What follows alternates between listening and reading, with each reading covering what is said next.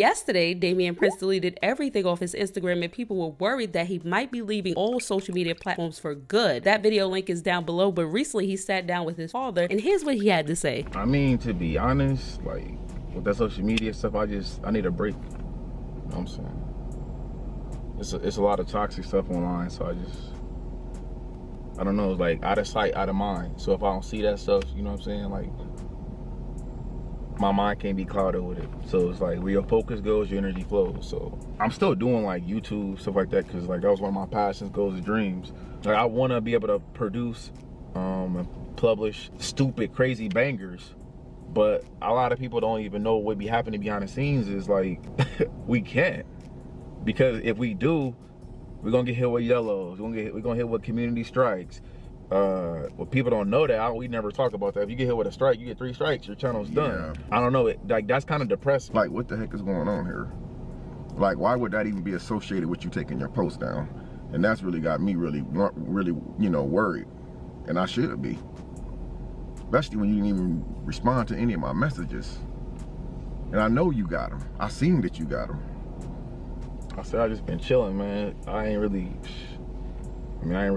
like want to like offend you or nobody else, but it's like right now my head kind of hurt. Now I understand why Damien Prince didn't want to respond back to his father right away, because he's part of that toxicness that's going on social media. I don't know if y'all up on the story. I'm gonna try to quickly talk about this. If you don't want to hear about this, skip ahead. Damion Cryer was dating Erica. They had a kid. They decided not to be together. It didn't work out. They separated. They ended up dating other people. Now Damion Cryer and the girl that he was dating, Latoya, that didn't work out because he told Erica some sensitive information about Latoya, and Latoya got upset, broke up with him, and she moved on. Now the guy Erica was dating after Damion Cryer, MUCKER, he's still in the picture because supposedly Erica is pregnant by him. But recently he's saying that he possibly could not be the father. It might be Damion Cryer's child. Now I do know that Damien and Erica was doing videos saying, oh, I need to get a DNA, it might be my baby, but they were doing that just for content according to Damion Cryer. He wasn't really saying that that was his child. So now Erica's upset, she's in her feelings, she's exposing MUCKER, telling the world why they really broke up. And according to her, the reason why they broke up was during the process of them sleeping together with no protection. He was also talking to another young lady by the name of Janelle. Supposedly Janelle was his fiance, and Erica ended up finding out about Janelle, but she was already pregnant when she found out about Janelle. She started releasing calls that she had with Janelle. Janelle and Erica was dating MUCKER at the same time. He was making it seem like Erica was just his YouTube boo and she was helping him build up his YouTube channel, and they really wasn't together. Now MUCKER is still on social media because he's with Damien Cryer's ex Latoya. They're now engaged and they bought a house.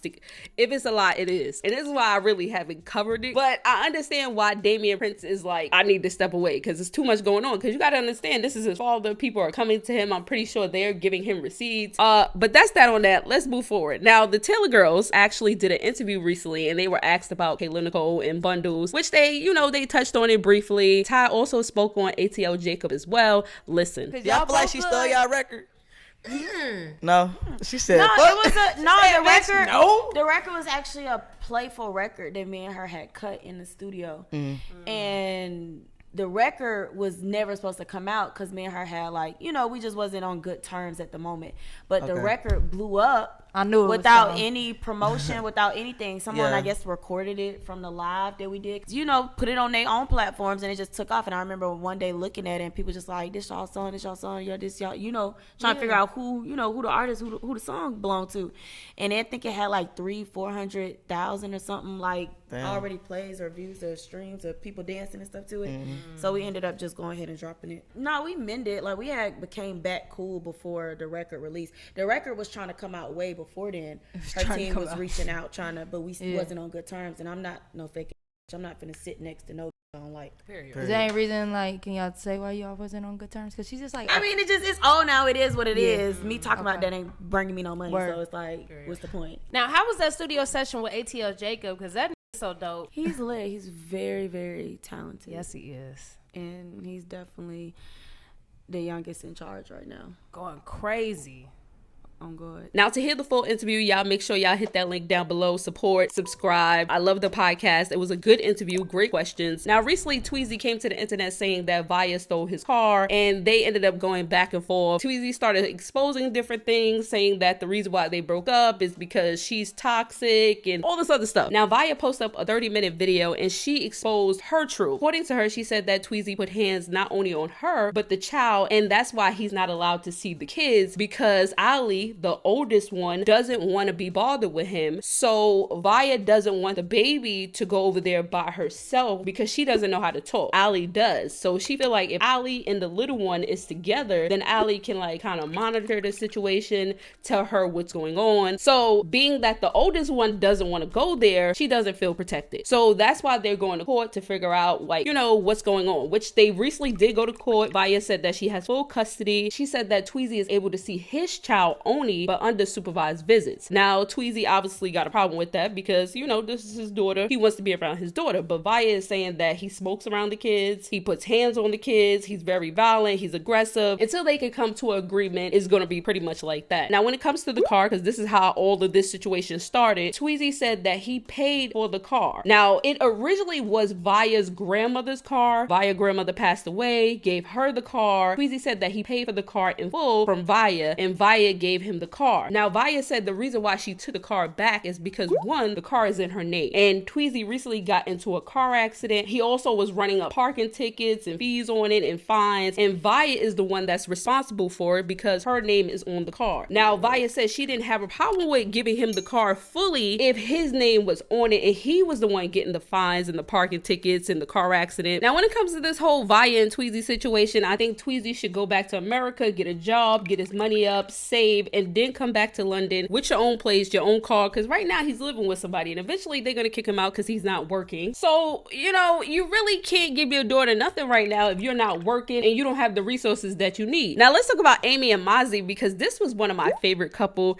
and they recently broke up. Now, according to Amy, she said that she's the reason why they broke up. She had to step away from the relationship. She felt like she was doing everything, paying for everything, and she felt like Mazi wasn't doing much in the relationship. This year, they were supposed to get married, they were supposed to get pregnant, and she really sat and thought about it like, yo, if something was to happen to me, is Mazi able to step up and take care of me? Being that I am the breadwinner, I actually have everything in my name, is he able to do that? Now, people were DMing her and dragging her because she kicked him out of the house, and they were saying that was kind of foul, being that they bought the house together. Now, I don't know if y'all saw the video, but supposedly they both signed for the house. Now, in her live, she revealed that Mazi didn't sign for anything. It looked like that in the video, like he signed for something, but he was really signing a blank paper and not the actual authorized document to show that he owns the house. So Mazi doesn't have his name on the house. He didn't pay for anything. She paid for the house. Her name is on the house, so she gets to keep the house, which by law she is right. Now, Amy also bought Mazi a Maserati, and people were saying, why did you take the Maserati from him? And that's because he's not working. She pays for the payments and the car is in her name. So she took the car because she doesn't want to mess up her credit, which is only right. Now, Mazi came and told his side to the story, which I do kind of agree with Mazi, and I'm gonna tell you why. He mentioned when they first got together, they had a hair company, and that was because of him. His sister had a hair venue where she was getting her hair, and he put Amy onto the hair venue, and then Amy started making tons of money from the venue. He started helping her with her business. He also was trying to pick up his business, but he was also helping her because, you know, her business was making majority of the money, but it was his sister that got the venue. Now, he said that Amy started feeling herself when she started making all of this money. She felt like it was her money. She felt like it was her house. She felt like everything that they had was because of her. But Mazi is like, yo, you wouldn't even have that venue if it wasn't for me and my sister. We put you on. Now, this is where I come in with my opinion, because I know y'all wondering why I'm taking Mazi's side, but I'm not taking sides. But I do think he's right in the situation. When you get with somebody, y'all have an idea and a vision, and that person takes off and their vision takes off, they tend to forget who helped them get to where they're at. Just because the checks is coming in their name, it's their business, it's their LLC, they think it's just all about them. But sis, it took both of us together as a unit to get you where you at. You were able to rise because of your team, not just because of you. And I think that's where the problem comes in at, because like he said, he had his own business when they got together. He could have focused on his own business. Now that you are where you are and you talking your shit, talking about you got luxury shit, you gotta kind of give credit where credit is due, because the reason why you got luxury shit is because he also helped you out. and y'all had the YouTube where y'all was making money, which that's also a conflict because Mazi feel like being that he came up with the idea, he created the YouTube, he's like, yo, that's your business, this is my YouTube channel. So he ended up taking the YouTube channel and changing the name, which they made great money on YouTube as well. She obviously felt some type of way about it because it's their channel. You can't shit on the other person. You know what I'm saying? It's not like he came in the relationship and you was already successful. Then that's a different story. But he came in the situation and helped this situation become successful. You gotta give credit where credit is due. But y'all leave y'all comments down below. I done talk y'all to death. Until next time, peace.